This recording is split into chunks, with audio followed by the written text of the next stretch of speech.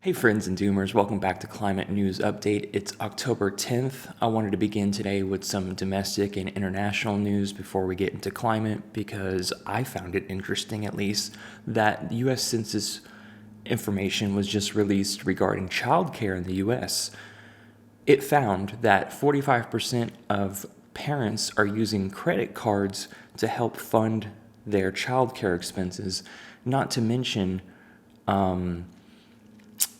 the average cost per week of raising a child is around $290 something. Not cheap. In addition, 13% or 15% of people are asking friends and family for help financially to get through these times. That's really disconcerting. Across the pond, Putin appears to be backed into a corner, warning about nuclear Armageddon, so stock up on gold and silver now and pray unceasingly. I'm just kidding. He's trying to get Belarus to enact more forces, perhaps send more forces into Ukraine to speed up the fight. He has bombed Kyiv and several other cities. So again, the trajectory of this war is not looking too kind for anybody. If that's the proper word, it's just an atrocity, honestly. Let's get into today's news. I wanted to cover a few other articles from other pages. You guys already knew about this. I just want to reinstate it for the record because we are seeing extremes across the globe, and it's no surprise given, well, a giant methane leak from the Nord Stream pipeline detected from space. You guys knew about this on the 26th of October. Leaks were discovered in underwater Nord Stream gas 1 and 2 pipelines. It appears to be caused by deliberate actions, not accidents, and were intentional sabotage. The methane is now spewed out, producing a wide stream of bubbles on the sea surface, which are visible from various satellite orbits. This is no bueno. Next up, protests. Extinction Rebellion activists glue themselves to a Picasso painting. People are not thrilled about what's happening. Back to climate and economy update. Let's jump over here. The 10th, October 10th. He again publishes with the top article being climate tipping points, which I already did a video on when it came out. And Mr. Beckwith also did one, many other channels. We know that 1.5 degrees Celsius is going to enact more tipping points, are going to activate. We've already activated enough. The Arctic is going crazy. Current GPS forecasts for October 17th show large parts of Greenland more than 23 degrees Celsius or 43 degrees Fahrenheit above average.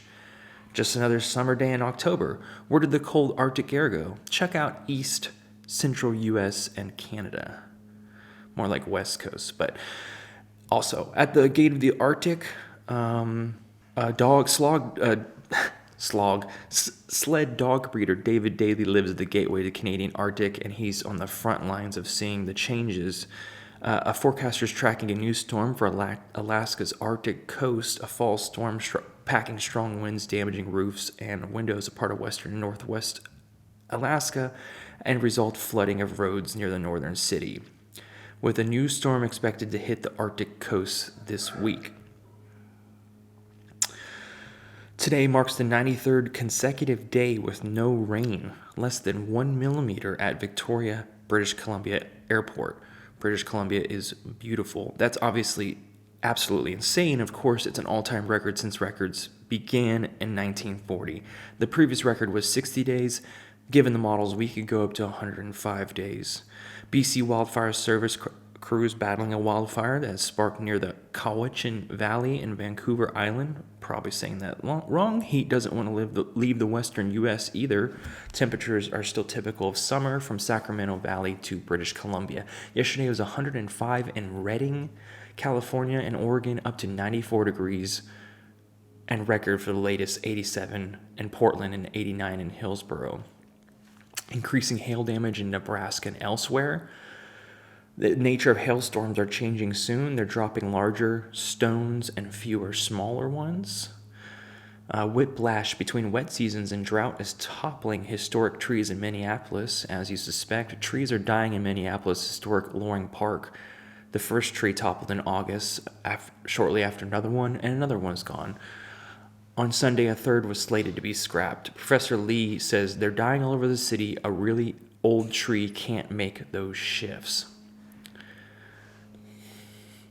A World War II era boat has emerged at Shasta Lake as it keeps depleting, and water conditions also drop in Mississippi River, exposing a 19th century shipwreck.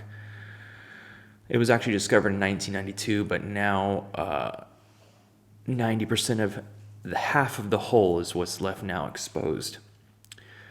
Hurricane Julia hits Nicaragua with torrential rainfall. Venezuela floods, kills 25 after months worth of rain falls in 8 hours. Weather whiplashing. Worst September on record for Amazon deforestation, even though Jair Bolsonaro might be voted out. It's not that a Lula victory will be any better. Soy and beef farming would see few restrictions in the Colorado savannas, a less renowned biodiversity hotspot. North American gray whales counts dwindling for the last 2 years. Number of butterflies in the UK falls the lowest since surveys began. Godfrey was just talking about this on an interview in Nature Bats Last. Oh, dare I say that name. Record excess deaths in UK's heat wave summer. I didn't see this reported a lot. UK endured record high temperatures around 40 degrees Celsius. There were around 3,000 more deaths in the over 65s than usual in England and Wales. The highest figure reported since 2004.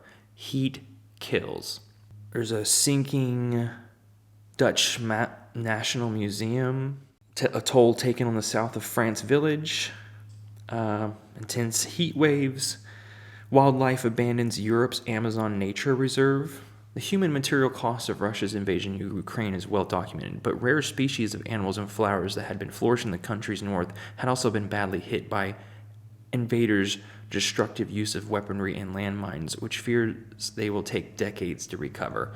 We ain't got decades, folks. The heat across the entire continent of Africa is incredible, reaching 40 degrees plus in the north and south. Brutal heat in South Africa. Turkey breaks its October heat record again. On 7th October, it rose to 106 degrees Fahrenheit. What a summer. China's summer temperature average blew out previous records by more than half a degree Celsius or 1 degree Fahrenheit. Can we say exponential with maybe a second derivative?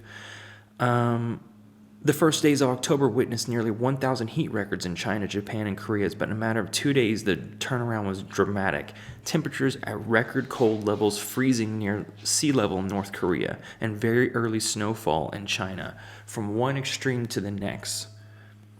Since 2000, global warming has more than doubled extreme warming ocean events over Japan. Flash floods have been hitting parts of Cambodia, leaving at least 4 people dead. Bali was flooded. Sea levels are going to engulf the Maldives and Tuvalu. And how funerals and rituals can help us mourn the loss of nature. Every time I hear about a biodiversity loss or glacier loss, I do feel a sense of sadness. I would dare to say like a part of me has been tarnished. It's really sad.